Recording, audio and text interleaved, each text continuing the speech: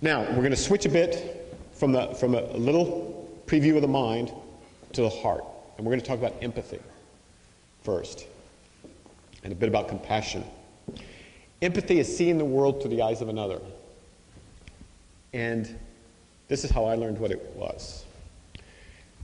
I was pretty impoverished as a student, but I liked to hitchhike.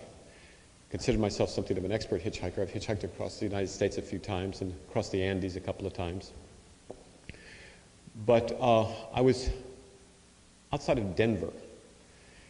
And when you're hitchhiking cross country, you want to make sure you get a long ride, and you also want to make sure that you don't get in the wrong car. And so I'm there on the freeway. Back then you could do that. And well, it was kind of illegal. No one would arrest you for it. And this black cougar, the car, pulls up in front of me, and so I run up ahead to it and look through the window. You know, because you get some real weirdos sometimes hitchhiking. You know, checking to see, is the guy on speed? Is the guy drunk? You know, the kind of, or worse, the kinds of things you get, kind of folks you can get picked up. People are usually afraid of hitchhikers. They haven't hitchhiked. A lot of times it's the other way around. At any rate, there was a man in there, maybe his 40s, and the car looked pretty neat, pretty clean, and he looked sober, and I asked him how far he was going, and he said he was going to Vegas. And so I got in the car with him. And he may have looked at me maybe 3 seconds when I got in, or total, and then we were just in the car together. Silence, except for some soft Merle Haggard on the 8-track. And the car was so thick with sadness that you could cut it with a knife. It was amazing. And I sat there with this man for an hour in silence, listening to soft, soft music in the background, over and over. Didn't say a word.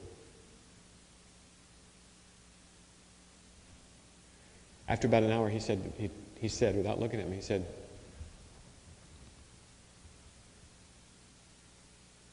"My wife left me." I said, "Ouch." And there was silence. About 20 minutes later, he says, "Have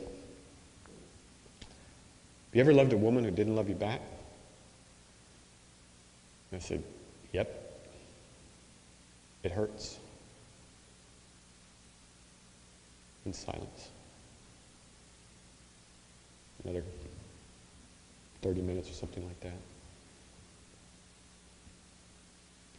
He said, or I said, I don't remember, "You can't make somebody love you."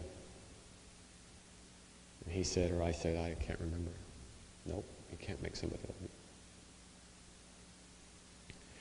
And we drove on to Las Vegas.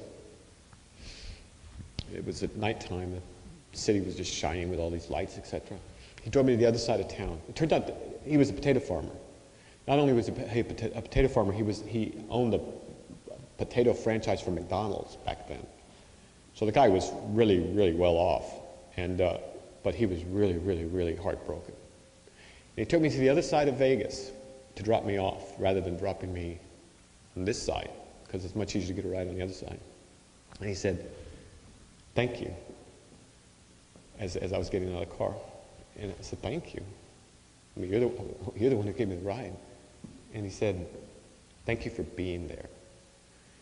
And what I realized was that those hours of looking through that windshield together, looking at that desert landscape together, pointed in the same direction, just being there, not interrogating, not doing this or that, just being there and being with, and seeing the world through the eyes of another. That's what empathy was.